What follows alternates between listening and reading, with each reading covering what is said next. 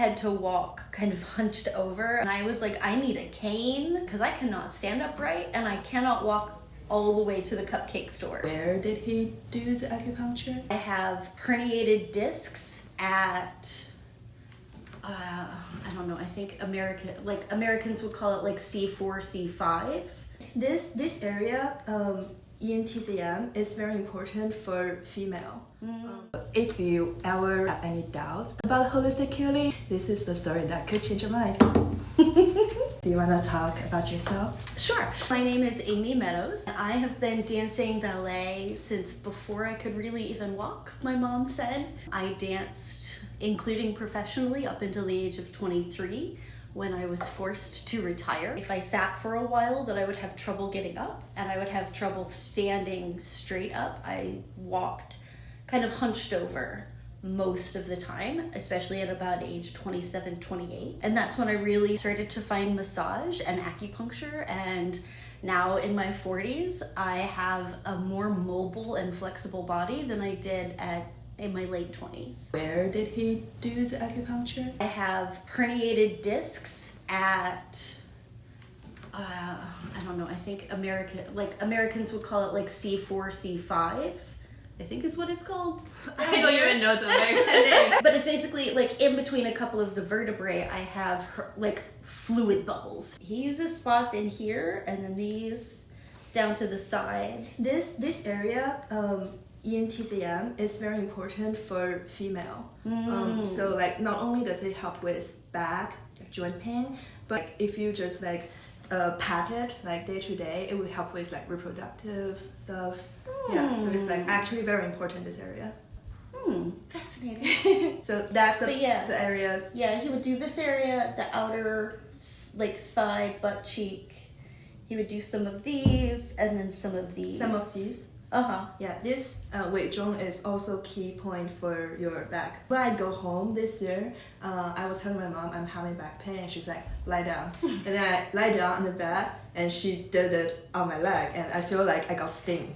Oh. Yeah, it's helpful. So here, and then on the feet, you see? Yeah, and then kind of down here at the bottom of the ankle, like towards the bottom of the calf and the ankle. Okay. How many times did you go? For a couple of years now, so I've maybe had 50, 75 visits. Every time he does the same thing? The vast majority of the time. Sometimes I've had him work kind of on the heart line or the top of the head. I sometimes smoke a little bit, and one time he put it in my ears. And it burned. Needles. Yeah. Did you try medicines? Yeah, I take a muscle relaxer twice a day. Riding in a car was extremely painful for me. Even when you're on the pill? Yeah. It takes the edge off, but yeah, it's never completely gone. For me, chiropractic did not relieve the issues.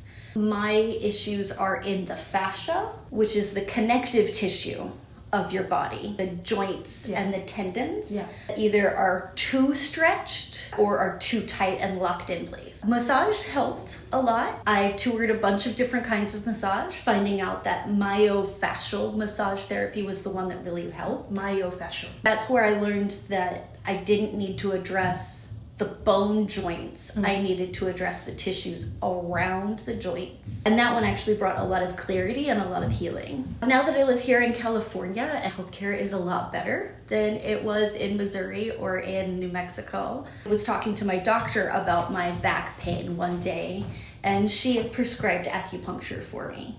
So it's one of the treatment methods that is approved here in the state of California. Under Medi-Cal, you're able to get acupuncture appointments through your health insurance. And that's how I got into it, was because that's what the doctor recommended out here. Were you skeptical when you first heard about it? I mean, I'm always a little skeptical of things. Yeah.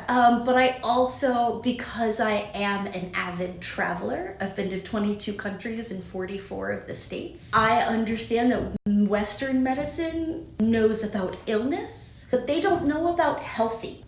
They don't know how to get people back into health. They only really know how to treat illnesses. And so I was really interested in other modalities that had different philosophies and had different histories. First time you went to see him, did he examine you beforehand? He did, yeah. He kind of took my pulses. We talked about what I was working on, what my main problems were. My main problems being the joint pain. Joint pain. We also talked about kind of depression. I'll have cramps if I'm in there, or a headache or something. And he's always been really kind and really respectful. That's something special, right? Because usually when I go see my primary doctor, I get 10 minutes, that's already a lot. Yeah. You feel different each time you went? The first couple of sessions did kind of build on each other.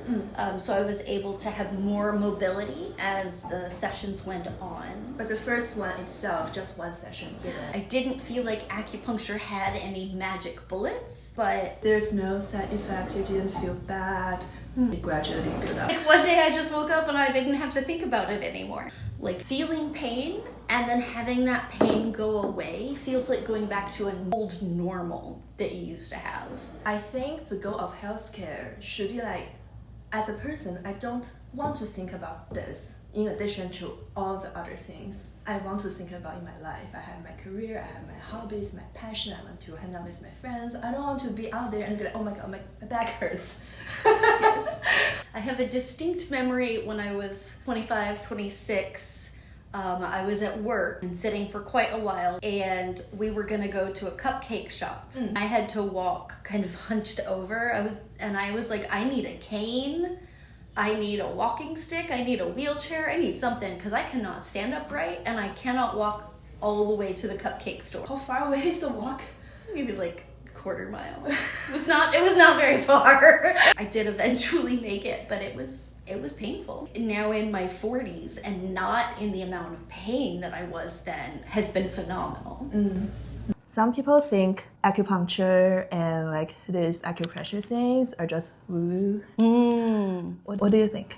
I mean, I don't think that the Chinese would still be doing it thousands of years later if it wasn't effective.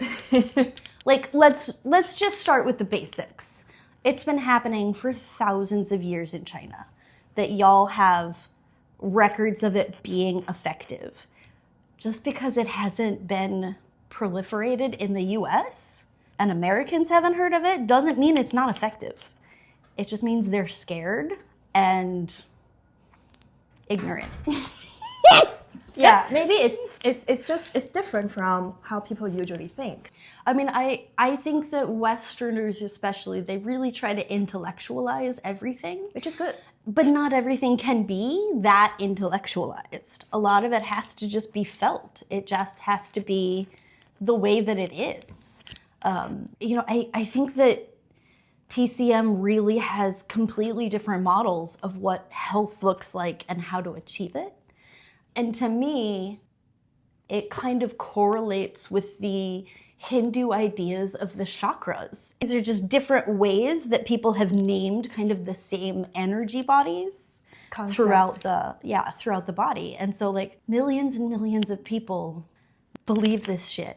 They're not stupid. They're very intelligent. It's what works. Yeah. This is what actually promotes healing in the body, by the body, versus just trying to throw more medications at it. Is there anything you wish people knew? I wish more Americans especially understood that our conceptualizations of things are not the only way to see things. That it really is about having a broader perspective and a curious intellect. Curious, open-minded. Yeah. There's not just one way to things.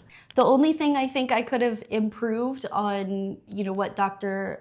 Wong has done is I wish I knew earlier on, like, what I should or shouldn't wear and what level of clothing or nudeness. I remember talking to what do I wear? How do I get him access to the back of my hips? In Thai massage, you wear workout clothes, and in myofascial massage, it's skin-to-skin contact. Right. They do it fully unclothed? Like, what are we talking about here? And my friends was like, go in like workout shorts. I still feel like, am I going too far? Am I taking off too much? Like, I don't know. There's not much information out there. Yeah. It's more skepticism skepticism Yes. than useful information. Yeah. I think that part of those encounters scares people off. You know, they try to dip one toe in it and they get scared and then they never try it again. Do you have friends like that? Sure. My brothers, in fact, probably. Your brothers, seeing you were able to recover from acupuncture, still shy away from it? Especially my older brother, he has a very colonized mind. Colonized. Love that. That's what I call it. He has followed American dogma, the American propaganda, that now we are on very different sides of the political spectrum. It's actually not just about which healing practice Yes. goes with. It's that he has no curiosity about other people, other cultures, other healing ways. Is he a traveler? No. Everything is connected. Yeah, no. Thank you for sharing that. I will cut it out. It's pretty private. I mean, if you want to, he's not allowed to have my address. Oh. That's how different we are. Sounds like you don't need to cut it out anymore. I dated one person. He's like, why do I need a passport? And I bet he ate a baked potato every day. How often do you go to acupuncture today? Once or twice a month. That's more than what I do. That's very consistent. Would you say you are the outlier among people you know? Yeah, I would say there's a handful of my friends who have tried it or have used it over the years, but the vast majority of my friends have probably not tried it. Are they Americans? Are they do they have Asian roots? Because you have been to China. I have. I got to spend about 2 weeks over there. It was a delightful couple of weeks back in 2003. A lot of construction going on. You went to China too early. Yeah, I think a lot of my friends here in the US, a lot of them are Mexican, El Salvadoran, Iranian, German. I still collect international people. I feel that. Wouldn't be opposed to it if it was recommended by their doctor for something. And they do. Yeah. I think a lot of times people are like, they're frustrated with what the alternatives are. I mean, the conventional are. That's why they go to the alternative and their routine going forward. Yeah. It is a little bit more getting over the mental hurdles to be able, to say okay, I am going to go be curious about this new modality. I am going to stay curious about yoga or Tai Chi or ecstatic dance or something. And it's more about keeping that curiosity, keeping play and joy alive. I love that. Are you still in touch with the dancers that you were practicing around with? How are they doing now? The people who's they're dancing on broken toes, they're dancing with, blisters and bruises, and they just keep dancing right on top of a broken leg. It's part of the reason that ballerinas retire by 25. How does the industry treat this? How do they take care of their body? Oh, it's a really big problem. When I was doing point, they did not require you to have foot x-rays before you could go on point. Now they actually require that parents get x-rays of the feet of the child before they're allowed to go on point. By the time the kids are ready to do point, they have already torqued their hips into different growth plates. Because they have been dancing ballet for so many years. years. So now you are at a very good state of your life. What are you most excited about? So right now I'm really excited about my reality TV show project that I've been working on for the last couple of years. It's called Smart Her Ventures. Smart Her Ventures. It is available on YouTube, but it is a reality TV show project following 5 women-led companies through an accelerator process. That way I can work really in-depth with a small group of women, get them well educated and resourced, and still get that information out to millions of people by putting it on streaming platforms. Why are you so excited about putting these women out? I mean, part of it is support for these women to get access to quality information and investors who will actually write a check to women. So part of it is for the women. Part of it is also for the upcoming 50% of Gen Zers who want to be entrepreneurs and the 75% of Gen Alpha who want to be entrepreneurs and run their own lives. They do not want to go corporate jobs. They do not want to work retail. They do not want to work in the food industry. They have seen the bubbles, they have seen the crashes, they have watched their parents really struggle with COVID, and finances just kind of take a big hit. And these kids are determined to live life on their own terms. And so 75% of Gen Alphas want to be their own boss when they grow up. Want to be their own boss. Yes. Want to do something. Yes. That is big. Yes. Go big. And so how do we educate those next generations of people? So I really see my show as bringing sustainability and empathetic work policies to those next couple of generations as they watch the show and formulate their own ideas. That's awesome. That's very meaningful, what you're trying to do. Thank you. I'm very excited for you. All right. Any last thought? Part of me wants to turn around and ask you some of the questions. Oh my God. I don't know if you've already answered them on other TikTok videos. Just ask me. I will try my best to answer. How did you get into traditional Chinese medicine? I